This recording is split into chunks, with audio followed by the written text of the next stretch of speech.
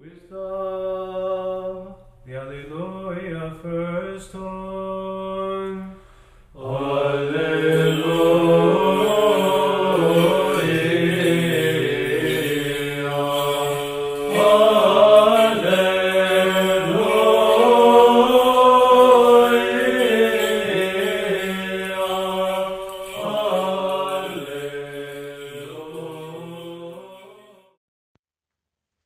Em nome do Pai, do Filho e do Espírito Santo. Amém. Cristo ressuscitou. Em verdade ressuscitou. Christos Vascristi. Claríssima vos Cristo. Christos Anesti. Anitos anest. Queridos irmãos cristãos ortodoxos, após vislumbrarmos a radiante ressurreição de nosso Senhor e Deus Salvador Jesus Cristo, estamos reunidos no quarto domingo de Páscoa. Como passam rápidos os domingos da ressurreição, como os tempos em que vivemos, ainda que nós estamos como que paralíticos, o tempo parece voar, e assim a nossa vida realmente voa. E a vida de todo ser humano certamente tem um desfecho, e às vezes chega rápido, e às vezes até imediatamente. Talvez até mesmo agora. E este fim é a morte. É por isso que nossa Santa Igreja Ortodoxa, com toda a sua sabedoria, sempre está nos alertando e nos lembrando, nos cutucando na mente, no coração endurecidos, paralisados pela doença do pecado e suas consequências terríveis no ser interior, de que nós precisamos rever as nossas vidas. E mesmo completamente inebriados com a grande graça da ressurreição de Cristo, a alegria pascal, é necessário nos lembrarmos de que, ainda que este tempo é um tempo de total alegria e exultação, não devemos apenas tomar este tempo como algo voltado para os grandes banquetes, as grandes comilanças, as grandes bebidas e uma suposta frouxidão no período até um Pentecostes. Isso seria como que uma lástima. E é por isso que, dentre os tantos temas que a Santa Igreja nos reserva a respeito do que é a vida espiritual, após o batismo, participando da crucificação e ressurreição de Cristo, ou seja, a própria vida da Igreja Ortodoxa, que é senão sinônimo da explosão da força de Cristo ressuscitado aos fiéis, para isso, assim como nos ilustra através de seus ícones, dos seus cantos, de seu rito, como que transbordando até para o mundo material a expressão da ressurreição, mesmo nesta temporada tão jubilante, a Santa Igreja, nesses domingos, em que nos ensina os grandes frutos da vida espiritual, através do Evangelho de São João, predominantemente, através dos símbolos do vinho e da água. Hoje, tratamos de um tema importantíssimo para qualquer um que entenda que a ressurreição de Cristo é a ressurreição de nossa vida. Mas a ressurreição significa a cura de nosso pecado, que por consequência imediata causa-nos a maior de todas as doenças, a paralisia espiritual. É através da paralisia espiritual que todo homem é dominado como escravo pelos espíritos malignos, pelo demônio, o inimigo da humanidade. E somente Cristo pode nos libertar desta doença, daí de suas consequências. Porque somente Cristo, ao fazer-se homem, conseguiu que a nossa humanidade participasse de sua divindade e assim possamos ter um antídoto, a cura para o nosso estado decaído, corruptível, pecaminoso e, por conseguinte, paralítico. Nossos santos teóforos padres sempre tratam com muita perspicácia a respeito do seu guiamento espiritual, no que diz respeito à paralisia, ao seu rebanho. Nossos santos padres sempre dizem que por três coisas, em geral, o demônio domina toda a alma humana. A primeira delas é a ignorância. A ignorância gera preguiça. E a preguiça gera o esmorecimento, que é sinônimo de toda a paralisia, de todos os poderes internos e também, como consequência, até mesmo a depressão externa do corpo do homem. Uma figura terrível, uma caricatura daquilo que deveria ser a imagem e semelhança de Deus. Um homem curado, cheio de glória, de graça, jorrando fluxos de vida e água para a vida eterna, como veremos no domingo da Samaritana que se segue. Mas a respeito do domingo do paralítico, nosso Senhor e Deus Salvador Jesus Cristo preparou este momento, quando, chegando para possivelmente uma festa dos judeus. Que festa é essa? Possivelmente o Pentecostes. E como, já preparando o mistério salvífico do homem através do batismo, aproveita o tal paralítico, que pela providência divina, e também, como nos dava o Evangelho, por causa dos seus pecados, estava paralítico há 38 anos. Nossos santos padres nos explicam que não é à toa que este número 38 anos é colocado para a doença do paralítico. De fato, isso também simbolizava de maneira alegórica, na leitura do Evangelho, a própria humanidade. Porque não havia, antes de Cristo, antes da encarnação do Filho do Homem, que é a cura do homem, para que o homem pudesse se curar e fazer-se Deus, por participação nas energias de Deus, antes da encarnação, não havíamos nada a respeito, claro para nós, do culto à Santíssima Trindade. Isto estava oculto em toda a lei que preparava o povo de Deus para receberem a boa nova do Evangelho, suas palavras divinas reveladas pelo próprio Deus. Por isso, podemos dizer que há 38 anos estávamos doentes, ou seja, o número 3 simbolizando que não tínhamos ainda a crença na Santíssima Trindade. Há 38 anos estávamos doentes, paralíticos, submissos no pecado, submissos também ao pecado, ao poder do pecado, porque também não tínhamos ainda a revelação, a certeza, a força, a base da fé, para o que nós estamos tratando nessa temporada pascal, que é a base da fé do homem. Como diz São Paulo, se Cristo não ressuscitou, vã é a nossa fé. Mas se Cristo ressuscitou, eis aí a base da fé de todo homem. Por que cremos em Cristo? Porque Cristo ressuscitou. Então, número 8, como símbolo do oitavo dia, o dia inaugurado pelo próprio Cristo para a vida eterna, a vida vindoura, é revelado também somente pelo próprio Cristo na natureza desta vida, que começa já aqui, pois o reino dos céus está dentre vós, como o próprio Cristo nos revelou. E assim, simbolizando toda a humanidade, Cristo se depara com este paralítico. Estava doente há 38 anos.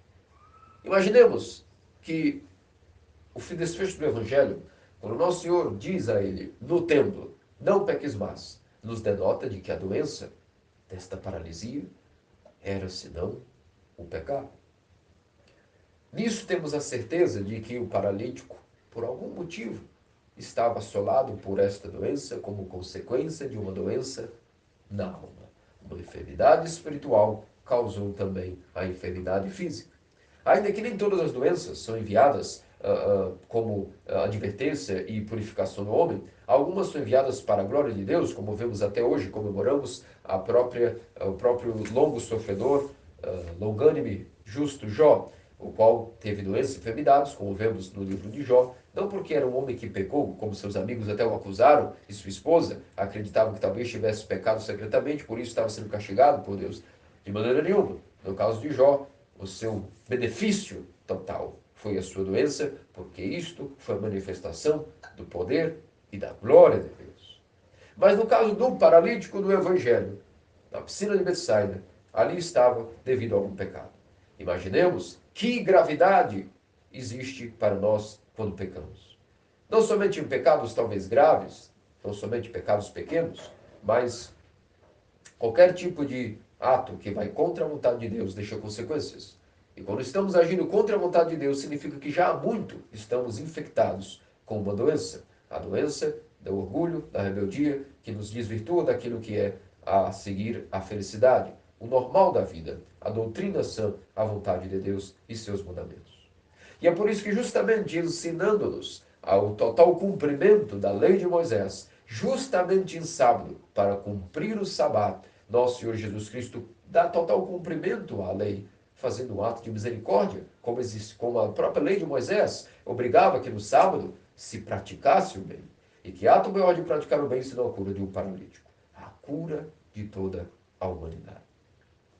Então nosso Senhor se dirige ao paralítico. E imaginemos que, por mais que um homem viva 70, 80, 90 anos, 38 anos enfermo é a maior parte de sua vida. No mínimo, a metade. E podemos imaginar que pecado foi esse que este homem tão jovem cometeu, que teve que passar então 38 anos aguardando a cura. Para nós aqui, a revelação divina nos ensina que devemos temer as consequências do pecado.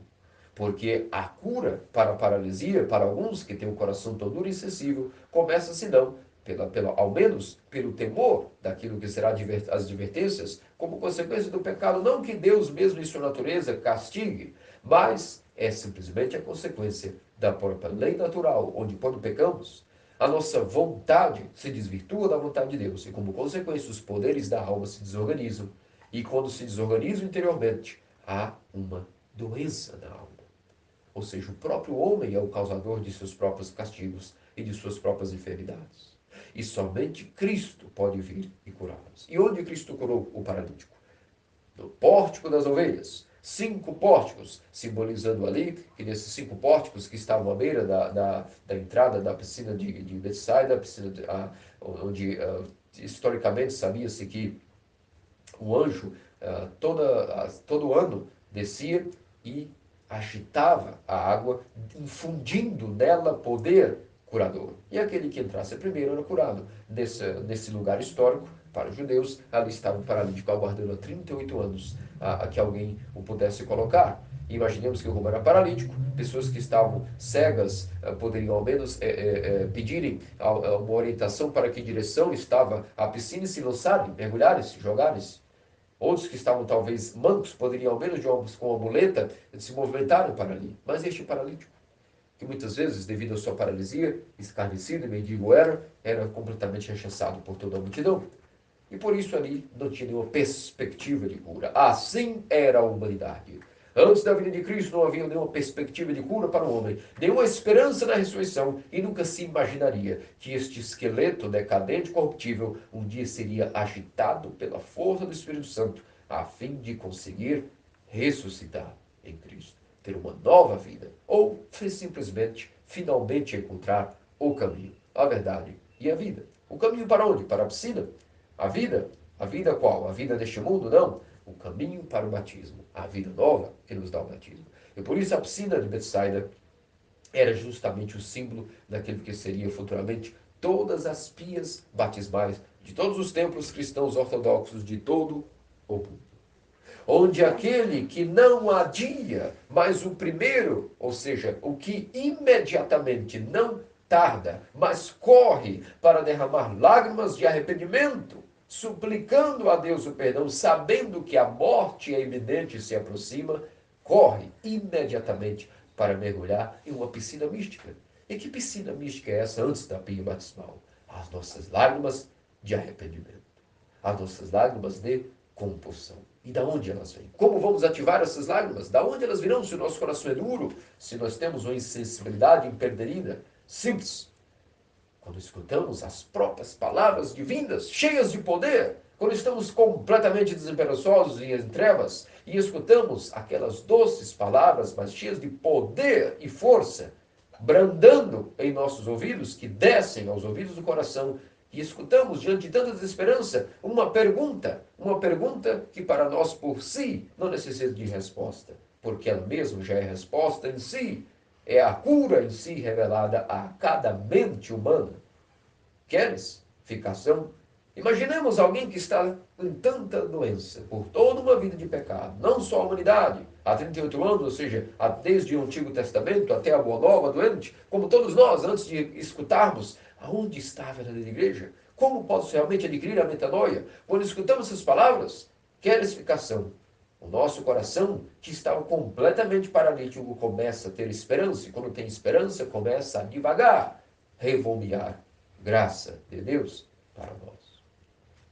Da esperança, baseada na fé que ficaremos iremos então ter a convicção de que é possível uma mudança de mente. E então, desta compulsão, deste revelar de que os nossos pecados serão perdoados, que há poder nas palavras divinas de Cristo, que como uma espada de 2 gumes penetra o homem, cura o homem, a nossa paralisia começa aos poucos a deixar-nos os nossos membros devagarinho. Uma pequena fisioterapia, que é o modo de vida cristão ortodoxo, começa a se movimentar novamente. E corremos para a pia batismal e lá mergulhamos. E em nome do Pai, do Filho e do Espírito Santo, emergimos como uma nova criatura, nascida agora da água e do Espírito. E esta água foi infundida com o poder do Espírito Santo através do anjo que veio sacudir. Que anjo é esse, senão a própria voz de Deus, a nossa consciência, o poder de Deus, que agitado pela força do alto, pôde então ser digno de fazer com que a nossa consciência endurecida começasse então a ser agitada, a fim de podermos então mergulharmos nesta piscina batismal, que é a água do batismo. Mas isso continua, porque o sacramento não é preso a um tempo, a um local. O sacramento, ele deve ser sempre atualizado. E é por isso que as lágrimas de compulsão devem constantemente serem ativadas. Como?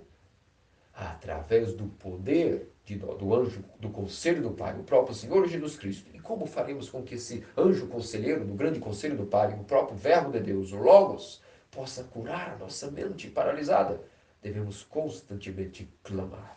Continuar clamando aquele que nos curou um dia no batismo. Senhor, cura-me, pois a minha paralisia quer me invadir novamente. Ainda há danos dentro de mim, preciso de mais cura. Cura-me completamente, atualiza a minha cura. E por isso temos os sacramentos, temos a comunhão e um modo de vida cristão ortodoxo. Nossa fisioterapia, que fará com que as consequências da paralisia se extinguam definitivamente para toda a eternidade.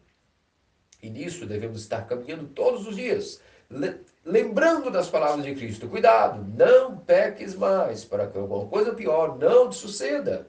Por isso, Cristo aqui nos chama à vigilância. E esta vigilância, senão a atenção, que nossos santos padres tanto nos chamam, que a única coisa que pode curar a paralisia de um homem é ele começar aos poucos a ativar a sua atenção, sua vigilância na memória da morte, na memória do juízo e na memória de Deus. E essas três ferramentas irão ser suficientes para que caminhemos sempre na invocação do nome de Deus, que irá com o seu poder agitar as águas que estão presas dentro do nosso coração e bombeá-las, dar poder vivificante salvífico pela força do Espírito Santo, e elas irão então banhar os nossos olhos e todo o nosso ser interior com arrependimento e lágrimas de compulsão. E nisso teremos a confissão, a comunhão atualizados de maneira correta, no modo de vida cristão ortodoxo, dia após dia, não mais paralisados, mas confiantes na ressurreição de Cristo, iluminados por essa força de explosão que arrebentou as portas do inferno, do Hades, e também, sem romper os selos do sepulcro, ressuscitou.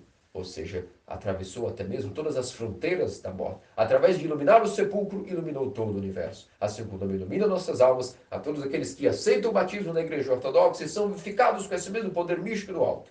E por isso, pensamos que disso Deus nosso Senhor nos faça dignos, pelas orações de Santa Tabita, a menina ressuscitada por São Pedro, ao qual hoje comemoramos, do santo profeta Jó, longo sofredor, um exemplo também de paciência, como paralítico que esperou 38 anos, Jó como a figura do que seria Cristo, que também sofreria pacientemente pela humanidade, como cordeiro imolado, também nosso Senhor, que lavou os nossos pecados na piscina de Siloé mística, ou seja, oferecendo-se a seu Pai no pórtico dos cordeiros, sendo ele o cordeiro, onde suas entranhas foram lavadas com seu próprio sangue, para toda a humanidade também participar desta mesma glória de cruz e ressurreição, que disso todos nós sejamos dignos pelas orações de Santo Teotocos e de todos os santos. Amém. Cristo ressuscitou. Verdade ressuscitou. Christos vos Christi. Vai, Jeová, Christus anesti. Ali